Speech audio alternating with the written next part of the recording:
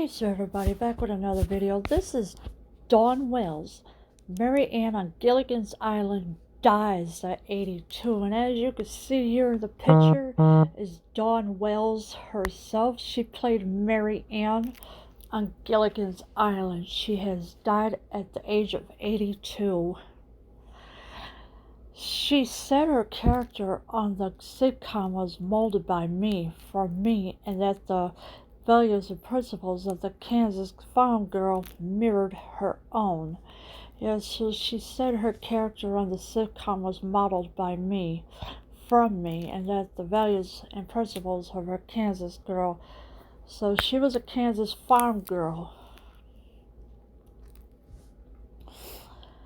Dawn Wells, the girl-next-door actress and formerly beauty queen who played the sweet Mary Ann Summers on the iconic CBS sitcom Gilligan's Island, died Tuesday. She was 82. Yes, so Dawn Wells was the girl next door. She was a former beauty queen, and she played the sweet Mary Ann Summers on the iconic CBS sitcom Gilligan's Island. She has died Tuesday. She was 82 years old. Wells died in Los Angeles of causes related to COVID-19, her publicist announced. Alright, so her publicist has announced that it was caused related to COVID-19, but I find that hard to believe because it has to be something else that could have done it. I don't believe that COVID-19 has played a part in this at all.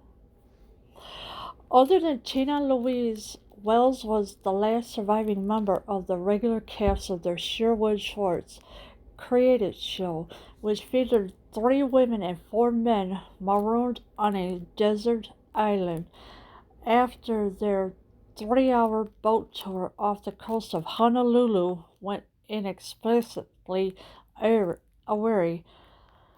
Alright, so other than Tina Louise, Wells was the last surviving member of the regular cast of the Sherwood Schwartz created show. Alright, so which featured 3 women and 4 men marooned on a desert island, and they had on a desert island after their 3-hour boat tour off the coast of Honolulu when explicitly weary.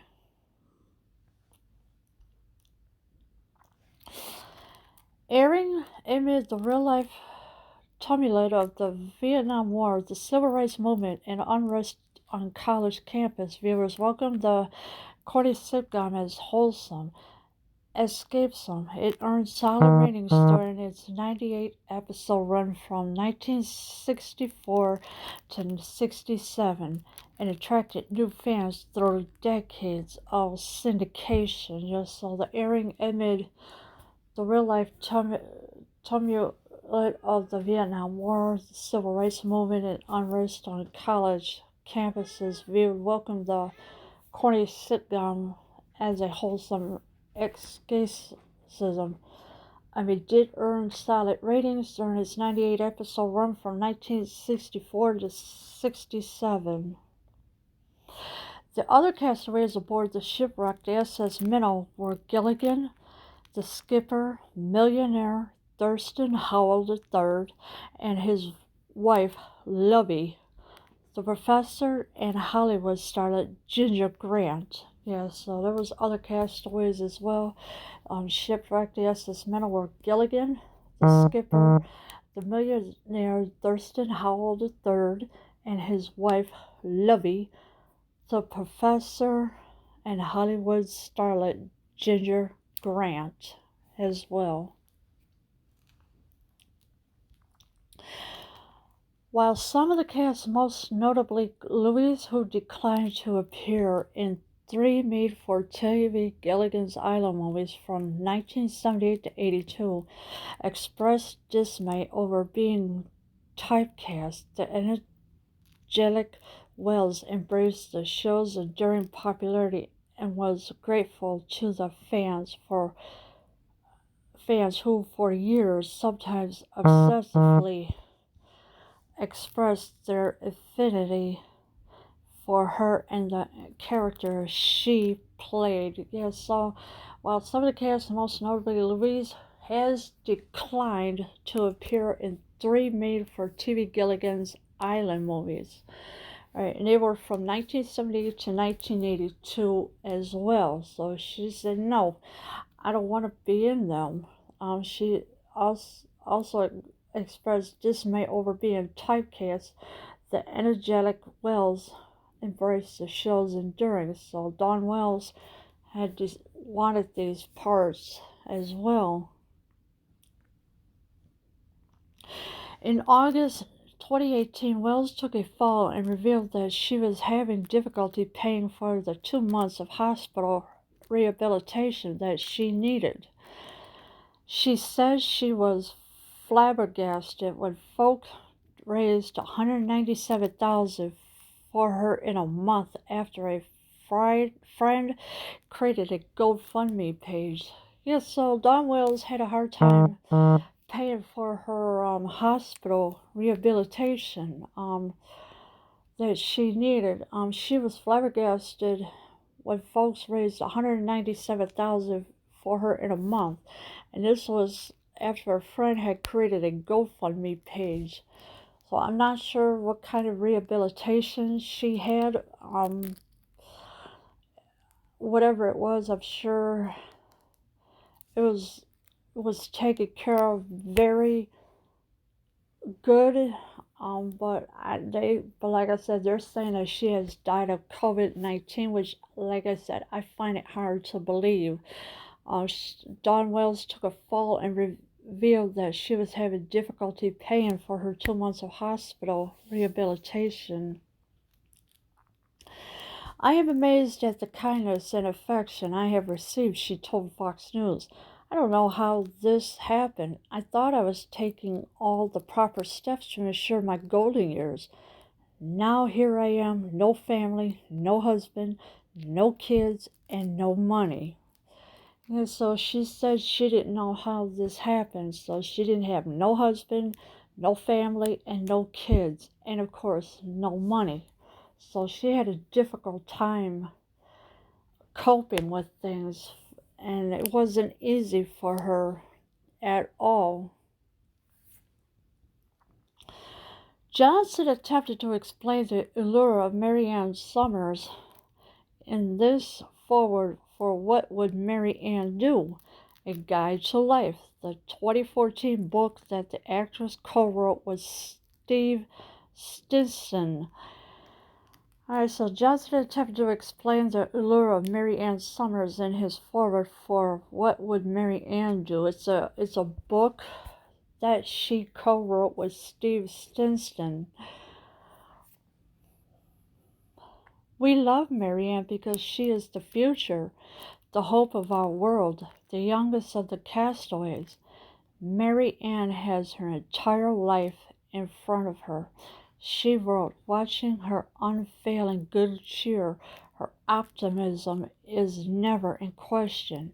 We love her because we need her emotional support and her belief that all will turn out well.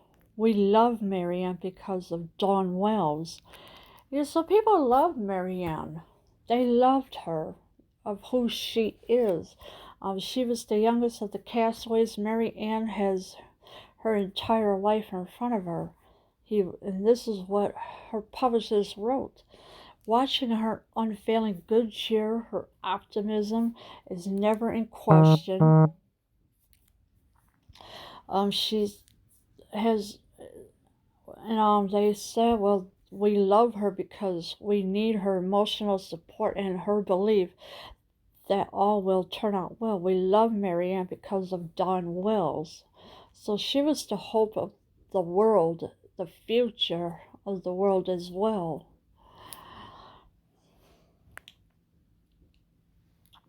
Indeed, Schwartz gave the green-eyed Wells, who was 25 when Gilligan's Island bowed, more leeway than the other cast members were granted, even though they had more impressive resumes as established actors. Yeah, so Schwartz gave the green-eyed Wells, who was 25 at the time when Gilligan's Island bowed, more leeway than the other cast members, so she was more of the popular one than the other cast members, so they gave her more leeway. Every character on Gilligan's Island was given a broad stock comedy role to fill: captain, mate, wealthy man, wealthy wife, professor, movie star, except me.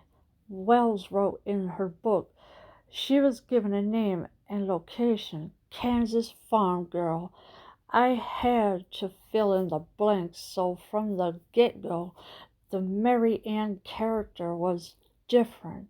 She wasn't a Hollywood creation. She was modeled by me, from me. Alright, so every character on Gilligan's Island was given a broad, so there was a stock comedy role to fill. So there was a captain, a mate, a wealthy man, a wealthy wife, professor, movie star. Except for her, she wanted to be the one to play the Kansas farm girl, so she did, and she had to fill in the blanks. So from the get-go, the Mary Ann character was different. So she was different from everybody else. Wells said the values and principles of Mary Ann mirrored her own and are timeless. I know this because the core of Mary Ann is really me. I mean, I built her from scratch.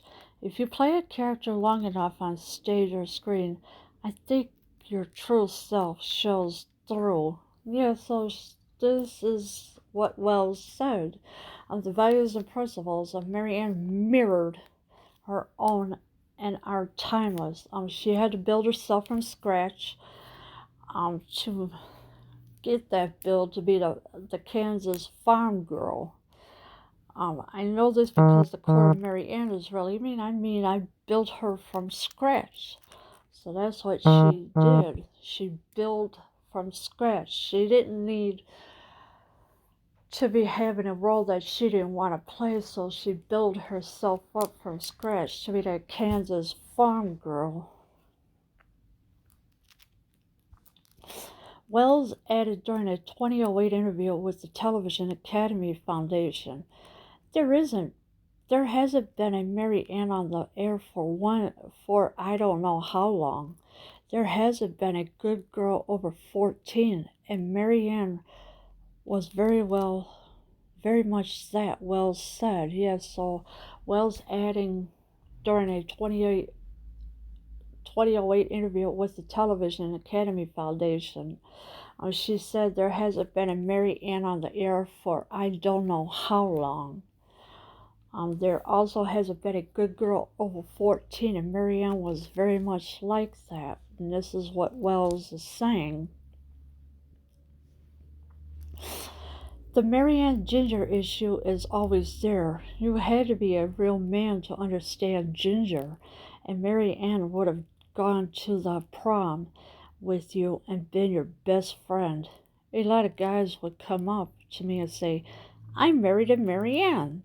She had the values. So the Mary Ann Ginger issue is always there. So when it came to Ginger and Mary Ann, they always had their issues still. You had to be a real man to understand Ginger. And of course, Mary Ann would have gone to the prom with you and been your best friend. And of course, a lot of girls came up to her and said, I married a Mary Ann. She had the values. Although the feminist movement, the pill and free love, were all the rage during the comedy's original run, Schwartz eschewed sexual tension, but it was clear the professor was smitten by the pig-tailed Mary Ann, while the skipper preferred the statuette Ginger. Gilligan, meanwhile, was happy as keeping both squarely in the friend camp. Yeah, so Gilligan had to keep things in the squarely friend camp. The professor was smitten by the pig-tailed Mary Ann, and the skipper preferred the statuette Ginger. So that's how it went. Um, and of course, although the feminist movement, the pill and free love, were all the rage during the comedy's original run. Dawn Alberta Wells was born in Reno, Nevada on October 18th, 1938. Her father was a real estate developer and her mom a homemaker. My parents divorced when I was 4, but I did not grow up in a broken home, Wells wrote in her book. I was raised by a very good mother and a great dad. Yes, so she was born Dawn Alberta Wells. She was born in Reno, Nevada on October 18th, 1938. Her father was a real estate developer and her mom was a homemaker. So mom had to make sure everything was okay at home while dad was going out selling houses because he was a real estate developer. She says she did not grow up in a broken homes, and this is what Rose wrote in her book. I was raised by a very good mother and a great dad. So she had a good mother and a great dad. She said that in middle school she was chubby with severe acne, braces on her teeth, and bad knees, the result of ballet lessons. Nevertheless, Wells noted that she was popular proof that the belle of the ball doesn't have to be a belle. Yes, so she said that in middle school she was chubby with severe acne, braces on her teeth, and bad knees. Now, the acne, yes, you do get that in your teenage years, but as you keep growing older, you won't get them no more. Braces on her teeth, I'm pretty sure everybody had those. Um, and she had bad knees on top because of the result of ballet lessons. She eventually blossomed into the role of a belle, culminating with her being crowned Miss Nevada in 1959 and competing in the 1960 Miss America pageant. That same year, she graduated with a degree in theater arts from the University of Washington after initially studying chemistry. Yeah, so she eventually did bloom into a role of a belle, culminating with her being crowned Miss Nevada in 1959 and competing in the 1960 Miss America pageant. So she did what she had to do. That same year, she graduated with a degree in theater arts from the University of Washington as well. She did study chemistry.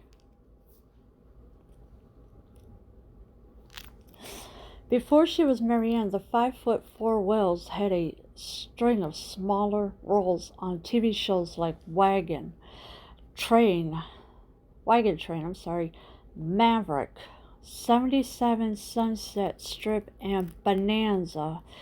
And after Gilligan's Island was canceled, she appeared on The Wild Wild West, Alf, and other series. Yeah, so before she was Marianne, she was 5'4". Wells had a string of smaller roles on TV shows like Wagon Train, Maverick, 77 Sunset Strip, and Bonanza. And after Gilligan's Island was canceled, she appeared on The Wild Wild West, Alf, and other series as well. In 1992, she reprised her Marianne character on an episode of Baywatch, and 3 years later joined Denver and Louise on the original Roseanne in a scene spoofing Gilligan's Island. Yeah, so 1992, she did reprise her Marianne character on an episode of Baywatch, and 3 years later joined Denver and Louise on the original Roseanne in a scene spoofing Gilligan's Island.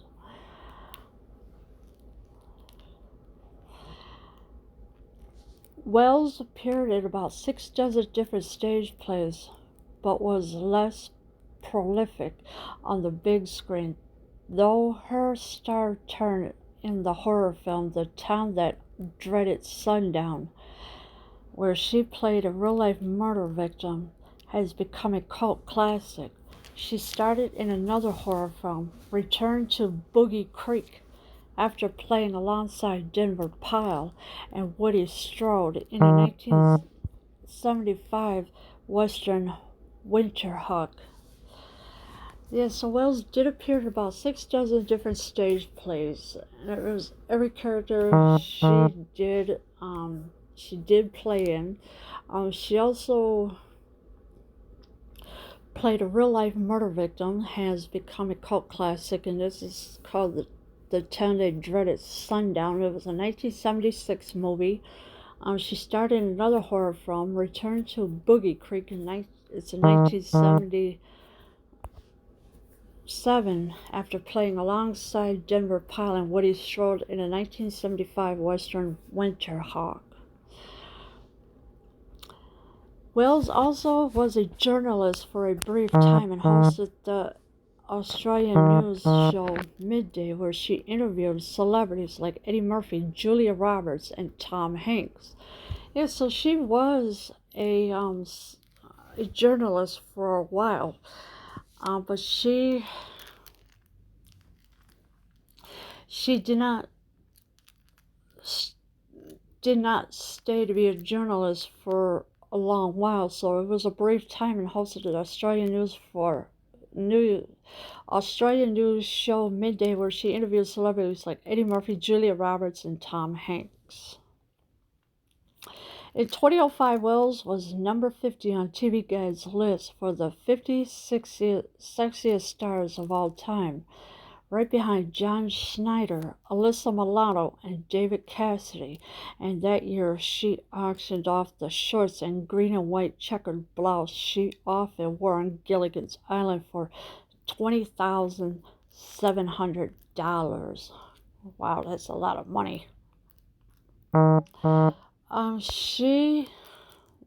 Dawn Wells was number 50 on TV Guide's list of the 50 sexiest stars of all time. And she was right behind John Schneider, Alyssa Milano, and David Cassidy. Now, with Alyssa Milano, I really do not find her to be the sexiest stars of all time. I don't. David Cassidy, he was okay and cute and all, but I don't know. But Dawn Wells had auctioned off her shorts and green and white checkered blouse she often wore on Gilligan's Island for $20,700. In the early 2000s, Wells created Wishing Wells Collection, which makes clothes for elderly people with limited mobility. She also was the founder of the nonprofit Idaho Film and Television Institute and active in the Denver Foundation, the charitable organization founded by her fellow castaways before his death in 2005. So in the early 2000s, Wells created Wishing Wells Collection. It makes clothes for elderly people with limited mobility. She also was the founder of the nonprofit Idaho Film and Television Institute and active in the Denver Foundation as well. Wells married talent agent Larry Rosen in 1962, and the couple divorced 5 years later, just as Gilligan's Island was ending. Survivors, including her stepsister, Wesley. So she married Larry Rosen in 1962. They were married for 5 years. Because they divorced 5 years later after that, just as Gilligan's Island was ending as well. Donations in her name can be made to the Elephant Sanctuary in Henworld, Tennessee, Terry Lee Wells Nevada Discovery Museum, or the Shambhala Preserve outside Los Angeles. So yeah, so donations in her name can be made to the Elephant Sanctuary in Hohanswell, Tennessee. Terry Lee Wells, Nevada Discovery Museum, or the Shambhala Preserve outside Los Angeles. So if you like to donate anything to those charities, you are more than welcome to.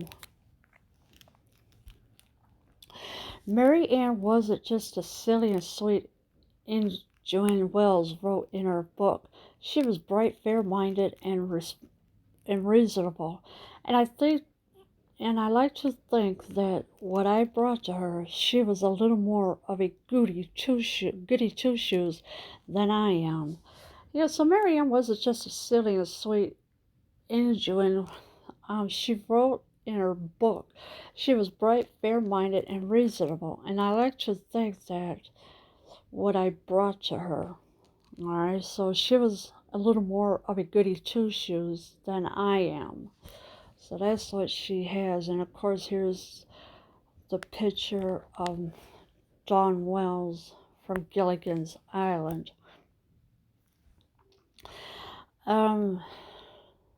My condolences goes to her friends.